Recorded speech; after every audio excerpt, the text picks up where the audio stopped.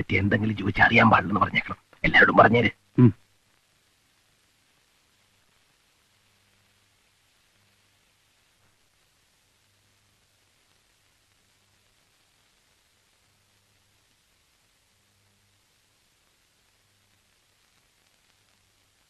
ജഡം അയ്യപ്പന്റെ തന്നെയാണെന്നുള്ളതിന് യാതൊരു തർക്കവുമില്ല. മെറ്റീരിയൽ ഒബ്ജക്റ്റുകളെല്ലാം അവസാനം കണ്ട സാക്ഷികളുടെ മൊഴിയിൽ പറഞ്ഞിട്ടുള്ളത് തന്നെയാണ്. സ്കള്ളിന്റെ ഫോട്ടോ സുപ്രീം പൊസിഷൻ നാളെ വരും. അതുകൂടി വന്നാലേ തീർത്ത് പറയാൻ പറ്റൂ. അതും ഫേവറബിൾ ആയിരിക്കുമെന്നാണ് എന്റെ വിശ്വാസം. ഈ കഷ്ണം വയറിന് മേൽഭാഗത്ത് മൂന്നാമത്തെ വാരിയലിനോട് ചേർന്ന് 4.5 ഇഞ്ച് ആഴത്തിൽ കുത്തിയിറക്കിയിരുന്നു. ഇതിന്റെ കൂർത്ത അറ്റം ചങ്കിൽ തട്ടിയിട്ടുണ്ട്. തന്മൂലമുണ്ടായ ഷോക്കും ഹെമറേജുമാണ് മരണകാരണം.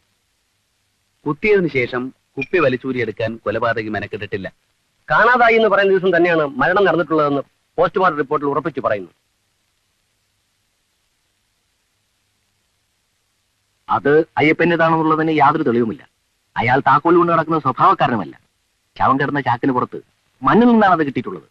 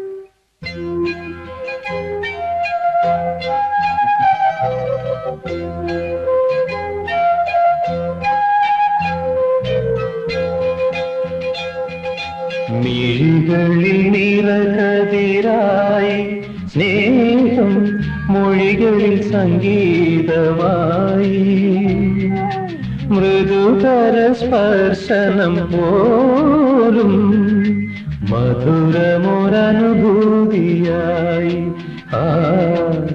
മധുരമൊരനുഭൂതിയായി മിഴികളിൽ നിറകതിരായി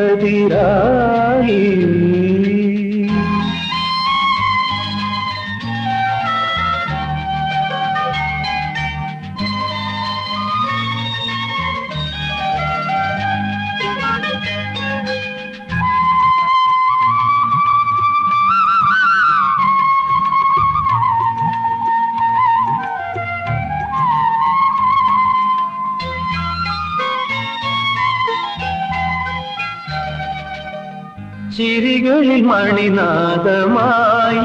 സ്നേഹം അനുപദമൊരു താളമായി ചിരികളിൽ മണിനാദമായി സ്നേഹം അനുപദമൊരു താളമായി കരളിൻ തുടിപ്പുകൾ പോലും ഇണക്കിളികൾ തൻ കുറുമൊഴിയായി മിഴികളിൽ നിറകതിരായി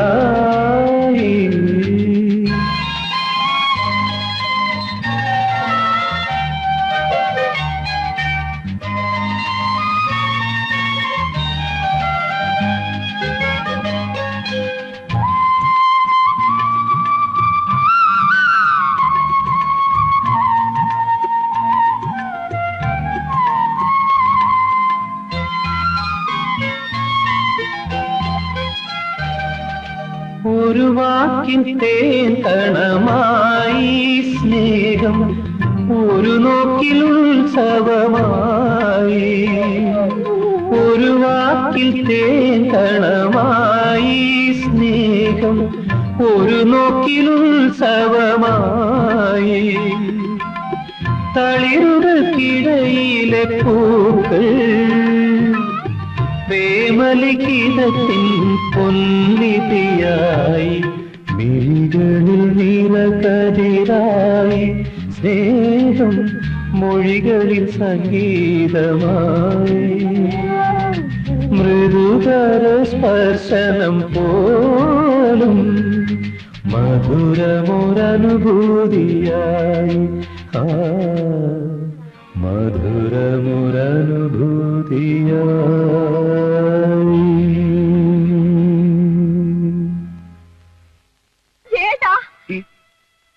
ശ്രീദേവി ശ്രീദേവി രാത്രിയിൽ ഒറ്റയ്ക്ക് എന്തിനോട് വന്നു?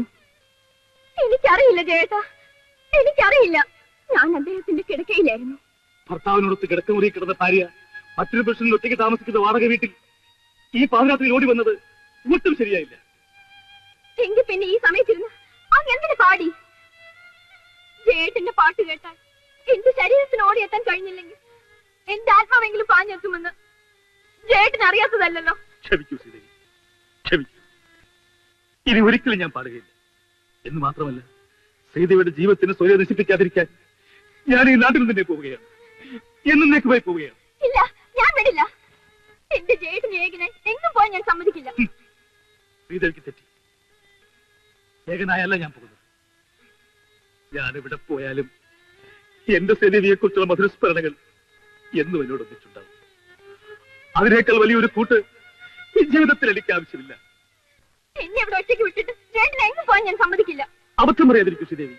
ശ്രീദേവിയുടെ ഭർത്താവ് ഇവിടെയുണ്ട്. ഭർത്താവ്? ജേട്ടനെ അല്ലാതെ മറ്റാരെ എനിക്ക് സ്നേഹിക്കാനാവില്ലെന്ന് ആ മനുഷ്യന്റെ മുഖത്ത് നോക്കി ഞാൻ പറഞ്ഞതാണ്. മാത്രമല്ല, ആ മനുഷ്യനെ എനിക്ക് വെറുപ്പാണെന്ന് ഞാൻ തുറന്നു പറയുകയും ചെയ്തു. എന്നിട്ട് എന്റെ സ്വത്ത് മാത്രം മോഹിച്ച് അച്ഛന്റെ പിൻബലത്തോടു കൂടി എന്നെ വിവാഹം ചെയ്തിട്ട് ഭർത്താവാണെന്ന് പറഞ്ഞു നടക്കുന്ന ആ മുറച്ചെറുക്കനെ എനിക്ക് അറപ്പാണ്, വെറുപ്പാണ്. നീ ഇറങ്ങിപ്പോരുന്നത് ഇങ്ങോട്ട് തന്നെ ആയിരിക്കുമെന്ന് എനിക്ക് ഉറപ്പുണ്ടായിരുന്നു. അവരിപ്പോൾ ഇവിടെ പറഞ്ഞു നിർത്തിയില്ല. അതൊരിക്കൽ കൂടി ഒന്ന് ആവർത്തിക്കാമോ? തുടക്കം മുതൽ കേട്ടില്ല. നിന്നെ വിവാഹം ചെയ്ത് എന്നെ നിനക്ക് നിനക്ക് അറപ്പാണ്, വെറുപ്പാണ്. അപ്പോൾ ഇവനോടോ? ജേട്ടൻ എന്റെ പ്രാണനാണ്. അത് ഞാൻ പണ്ടേ പറഞ്ഞിട്ടുള്ളതാണ്. ആരെയും ഭർത്താവ് സംസാരിക്കുന്നതിനിടയിൽ കാമുകന് കാര്യമില്ല. എന്തിനിങ്ങനെ ഒരു ഭർത്താവാണെന്ന് പറഞ്ഞ് നടക്കുന്നു? നിങ്ങളുടെ ഭാര്യയാണെന്ന് പറയുന്നത് എനിക്ക് അപമാനമാണ്. അതിനെക്കുറിച്ചൊക്കെ നമുക്ക് അമ്മയോട് സംസാരിച്ച് തീരുമാനിക്കാം. വരൂ. ഞാൻ വരുന്നില്ല. നീ വരില്ലേ? ഞാൻ നിങ്ങളോടൊന്ന് ചെല്ലല്ലോ വന്നത്. ശരിയാണ്. എന്നോടൊപ്പം എന്റെ കട്ടിലുണ്ടായിരുന്ന എന്റെ ഭാര്യയെ പഴയ കാമുകന്റെ വീട്ടിൽ വെച്ച് പാതിരാത്രിയിൽ ഞാൻ കാണുന്നു. അത് ഞാൻ ക്ഷമിക്കുന്നു. വേണ്ട, ക്ഷമിക്കണ്ട. ശ്രീദേവി, ഞാൻ വരുന്നില്ലെന്ന് പറഞ്ഞില്ലേ? ഞാൻ എന്റെ ജേട്ടനോടൊന്നിച്ച് ഈ നാട്ടിൽ നിന്ന് തന്നെ പോവുകയാണ്. ഇവരോടൊന്നിച്ചോ? നീയോ? എങ്കിലും അറിഞ്ഞിട്ടെന്ന കാര്യം.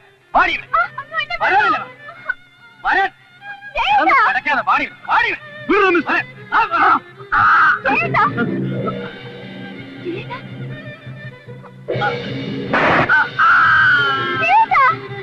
Sridevi,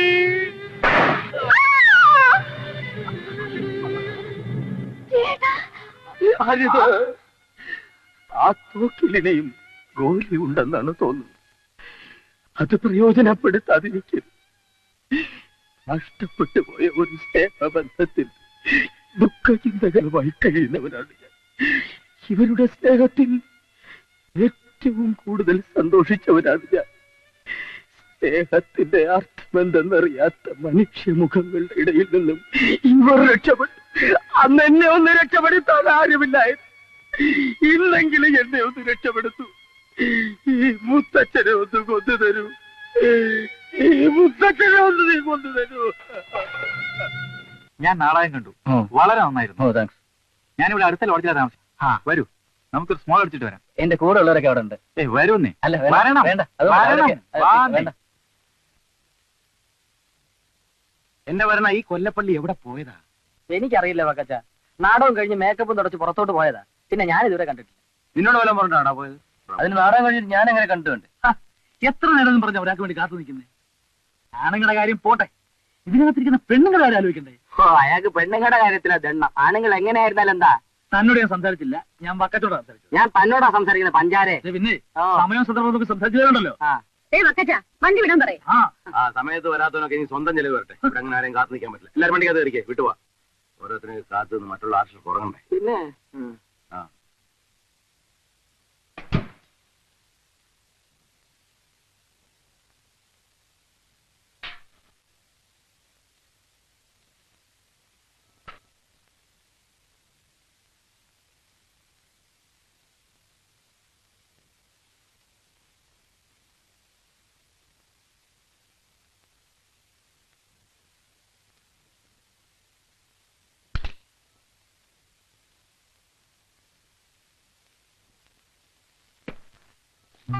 good morning. Good morning sir. രാവിലെ കാപ്പി കിട്ടിയോ? കിട്ടി. ഇന്നലെ സുഖമായിട്ട് ഉറങ്ങിയോ? സോറി, നിങ്ങൾ ഇത്രയും നേരം ഇവിടെ ഇരുത്തണമെന്ന് എനിക്ക് ആഗ്രഹമില്ലായിരുന്നു. ഒരു ചെറിയ കാര്യം അന്വേഷിച്ചറിയാനാണ് നിങ്ങൾ ഇവിടെ കൊണ്ടുവന്നത്. ഇന്നലെയോ മെനിഞ്ഞാന്നോ നിങ്ങളുടെ ഒരു താക്കോൽ കൂട്ടം നഷ്ടപ്പെട്ടോ? അത് പോയിട്ട് കുറെ നാളായി സാർ. അത് കണ്ടാൽ നിങ്ങൾക്ക് തിരിച്ചറിയാമോ? അറിയാം. ഇതാണോ? അല്ല. ഇതോ?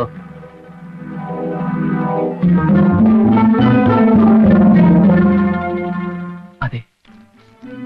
ഇതെവിടെയാണ് നഷ്ടപ്പെട്ടത്?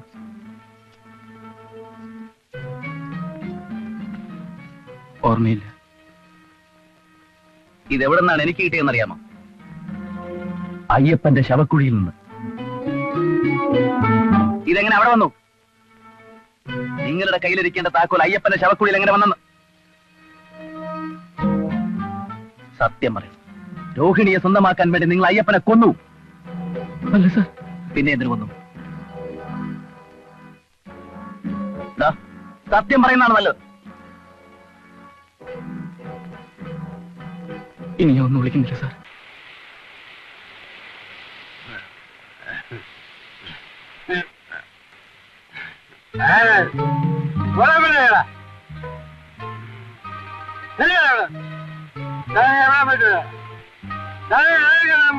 സിനിമ കാണാൻ പോയിട്ട് വരാം.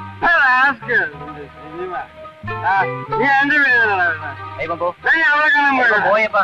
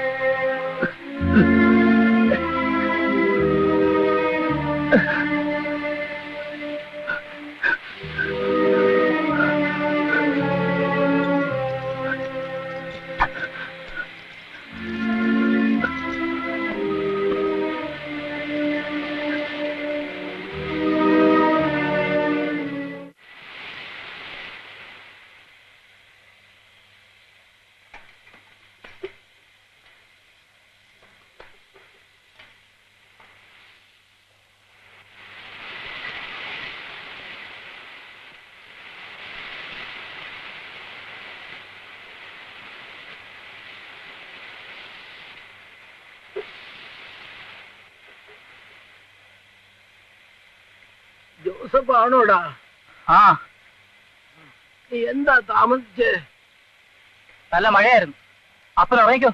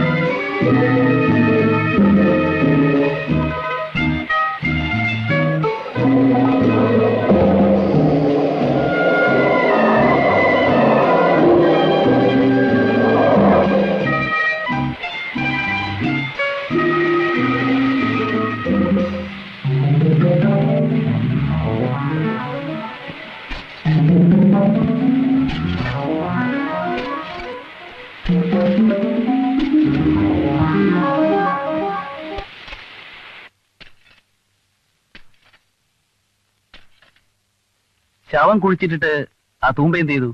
തിരിച്ചു വീട്ടിലേക്ക് കൊണ്ടുപോയോ? ഇല്ല, അടുത്തുള്ളൊരു തോട്ടിലേക്ക് വലിച്ചെറിഞ്ഞു. ആകെ 11 പീസുകളായിട്ടാണ് ഉടഞ്ഞിട്ടുള്ളത്. കൂടാതെ ചെറിയ തരികൾ വേറെയും കാണും. പ്രധാനപ്പെട്ട 10 പീസുകളും ഇവിടെ തന്നെയുണ്ട്. ഈ വലിയ പീസാണ് കാണാതായിട്ടുള്ളത്. സൂക്ഷിച്ചു പിടിക്കണം.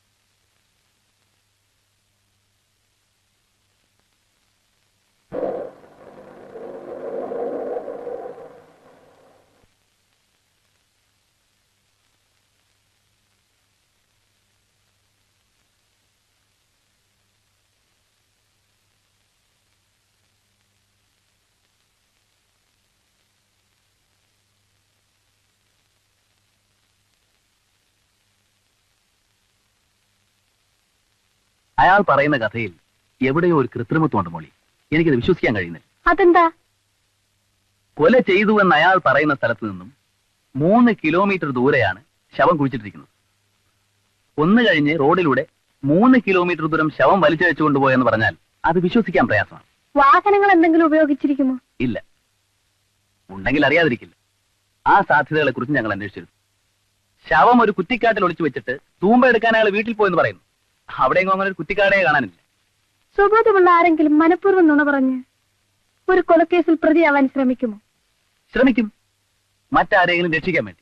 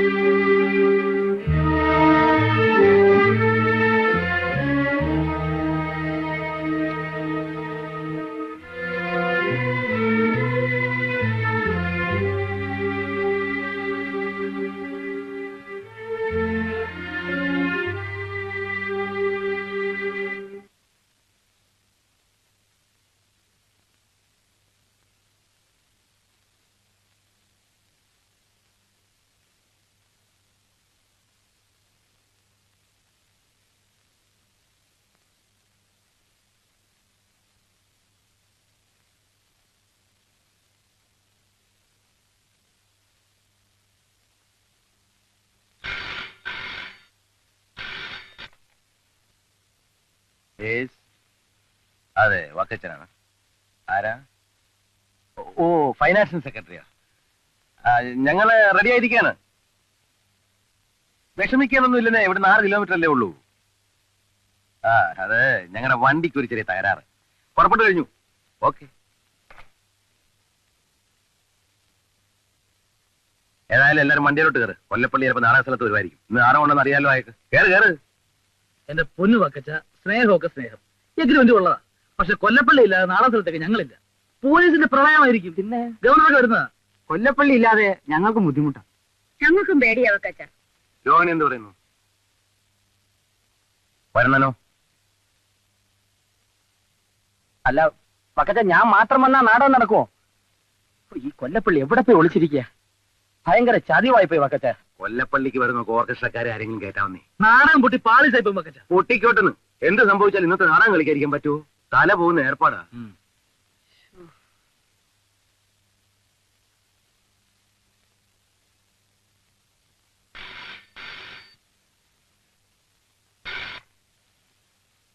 ഹലോ, കൊല്ലപ്പള്ളിയോ? വക്കറ്റ് ചേട്ടാ, കൊല്ലപ്പള്ളിയാ?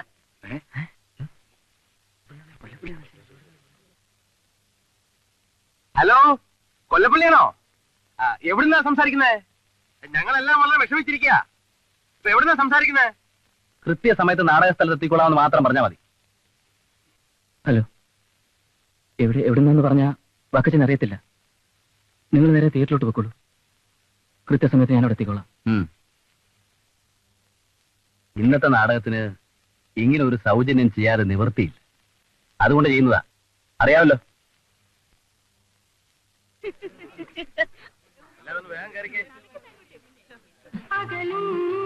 ചിരിക്കും കരയും അടുക്കും മകലും കരുക്കളി നമ്മളല്ലേ, കാണികൾ കളിക്കാർ നമ്മളല്ലേ. എന്താ താമസിച്ചത്? എവിടെയായിരുന്നു? ശരി, വേഗം റെഡിയാ.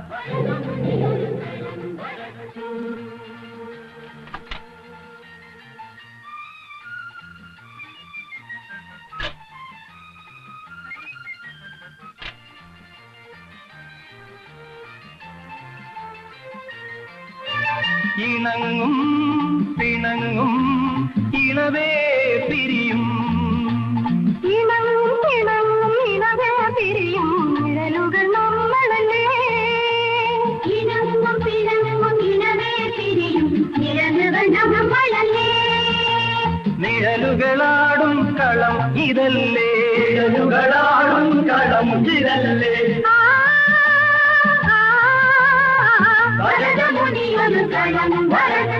ആസ കാളിദാസ കരുക്കൾ വച്ചു,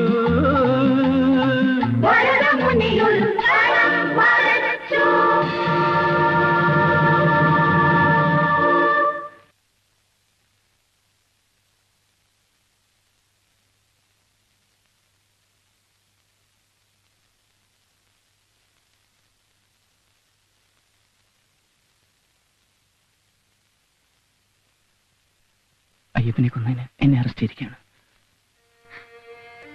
ഇതുവരെ ഒരുങ്ങി കഴിഞ്ഞില്ലേ? ശ്രീദേവി, മോളെ ശ്രീദേവി,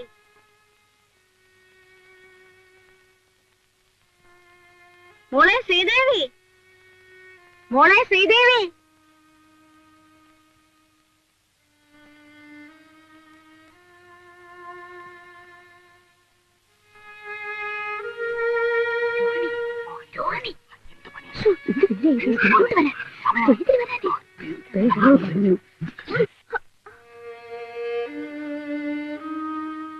നീ ഇതുവരെ എന്ത് ചെയ്യായിരുന്നു മോളെ?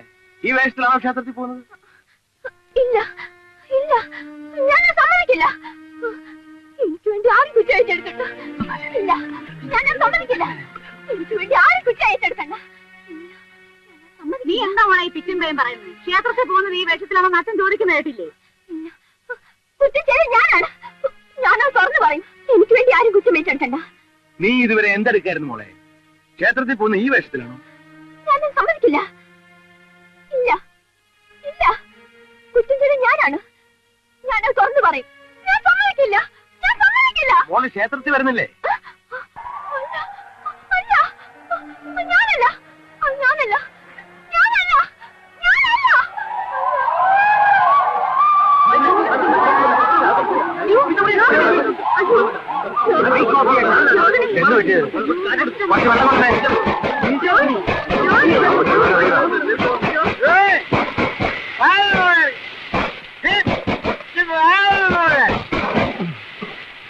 എന്താ ഈ കുട്ടിക്ക് ഇവിടെ വാഴ കൊടുക്കാതെ?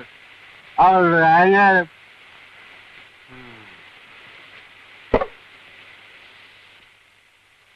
മുന്നെടുത്തുള്ളൂ. നീ പോയി മുഴുവൻ. എനിക്ക് മനസ്സില്ല. നീ അങ്ങനെ പിണങ്ങാതെ മോളെ. നിന്റെ നാലുകാലിന്റെ കമ്മൽ ഞാൻ വിറ്റെന്നും പറഞ്ഞു നീ ഇങ്ങനെ പിണങ്ങിയാല്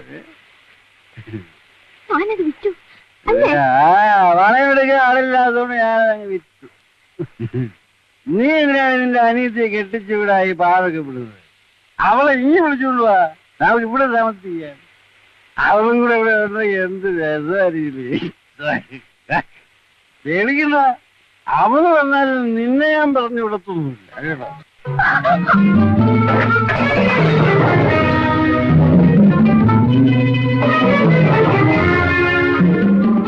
നീ എന്റെ കുപ്പി കുത്തി നിന്നെ ഞാൻ കൊല്ലുപടി.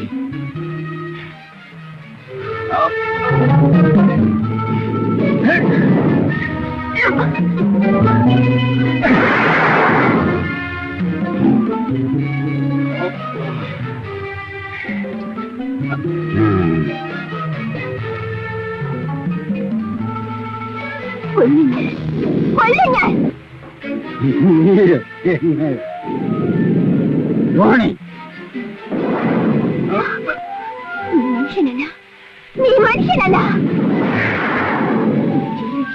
ജീവിച്ചാൽ ഇനിയും എന്നെ പോലുള്ള രോഹിണിമാരുണ്ടാവും. ഒരു സ്ത്രീയെ പോലും ഇനി നീ നശിപ്പിക്കാൻ പാടില്ല, പാടില്ല, പാടില്ല.